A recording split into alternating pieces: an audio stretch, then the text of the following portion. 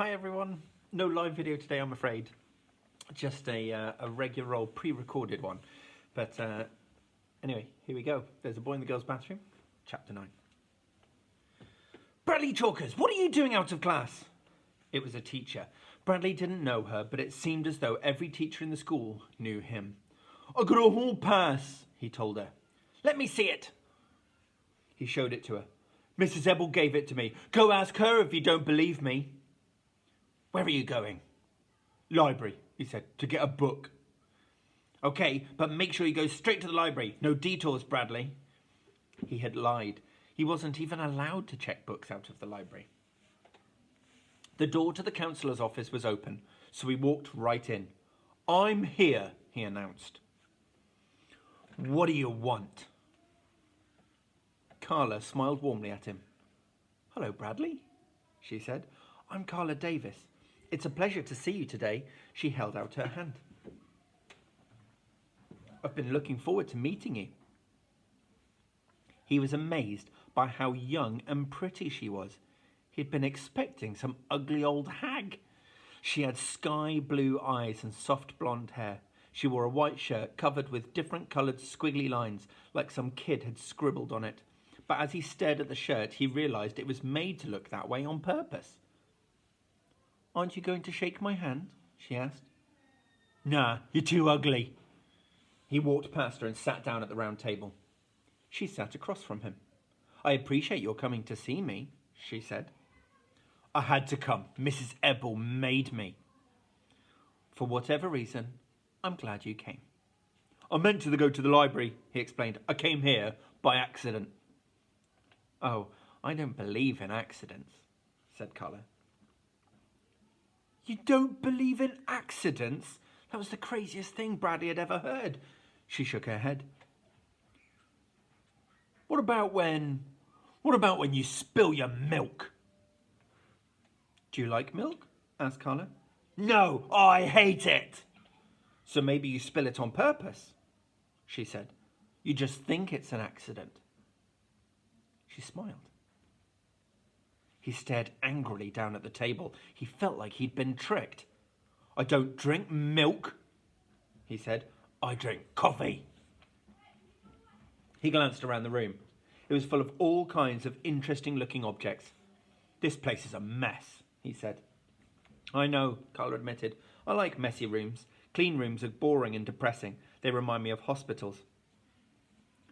Don't you get in trouble? Why should I get in trouble? He didn't really know the answer to that, but he knew that if his room were this messy, he would get into trouble. I didn't do anything wrong, he declared. Nobody said you did, said Carla. Well then, how come I've got to be here? I was hoping you'd like it here, said Carla. I was hoping we could be friends. Do you think we can? No. Why not? Because I don't like you. Well, I like you, said Carla. I can like you, can't I? You don't have to like me. He squirmed in his seat. Ugh. I was hoping you'd be able to teach me things, said Carla. Well, you're the teacher, not me. So, that doesn't matter. A teacher can often learn a lot more from a student than a student can learn from a teacher. Oh, I've taught Mrs. Ebel a lot, said Bradley. Today, I taught her geography. What do you want to teach me? Carla asked. What do you want to know? You tell me, said Carla. What's the most important thing you can teach me? Bradley tried to think of something he knew. The elephant's the biggest animal in the world, he said. But it's afraid of mice. I wonder why that is, said Carla. Because, said Bradley, if a mouse ran up an elephant's trunk, it would get stuck and the elephant probably wouldn't be able to breathe and so it would die. That's how most elephants die. I see, said Carla. Thank you for sharing that with me. You're a very good teacher. He suddenly felt like he'd been tricked again. He didn't want to share anything with her. He hated her. What else do you want to teach me? She asked. Nothing, he said coldly. You're not supposed to talk in school. Why not? Well, it's a rule. Like no sticking gum in the water fountains. Well, in this room, there are no rules, said Carla.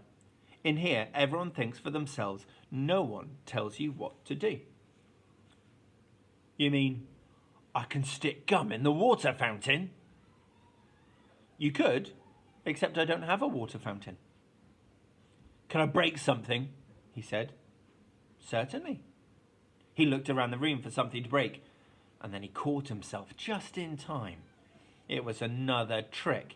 He'd break something and then he'd get into trouble, and nobody would believe him when she said that there had been no rules. I'm not in the mood today, he said. All right, but if you are ever in the mood, there are lots of things you can break, things that I like very much, and things that other children use. I will, he assured her. I know karate. He raised his hand sideways over the table. I can break this table in half with my hand. I'd hate to see you hurt your hand, said Carla. Nothing ever hurts me, he told her. I've broken every table in my house, he declared. The chairs too. Call my mother if you don't believe me. I believe you, said Carla. Why shouldn't I? You should.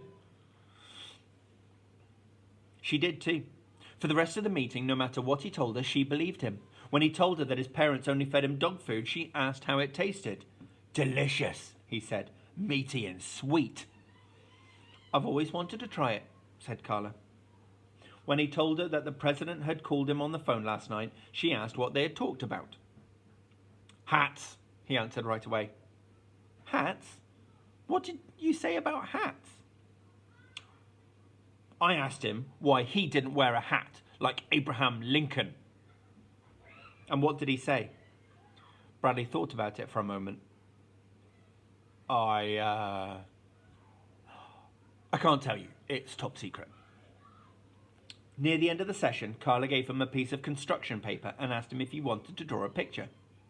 He chose a black crayon from the big box of crayons and stayed with it the whole time. He scribbled wildly all over the piece of paper. Carla leaned over to look at it. It's very nice, she said. It's a picture of nighttime, he told her. Oh, I thought it was a picture of the floor of a barber shop after someone with black curly hair got his hair cut. That's what it is, Bradley declared. That's what I meant. Well, it's very good, said Carla. May I have it? What for? Well, I'd like to hang it up on my wall. He looked at her in amazement. You mean here? Yes. No, it's mine. I was hoping you'd share it with me, said Carla. It costs $1. Well, it's worth it, said Carla, but I only want it if you're willing to share it. Nope, he said. Okay, but if ever you change your mind, I'll still want it.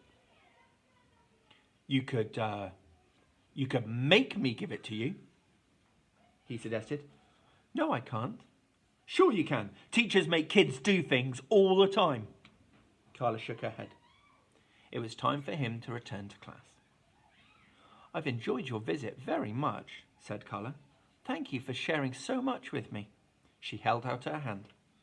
He backed away from it as if it was some kind of poisonous snake, and he turned around and hurried into the hall.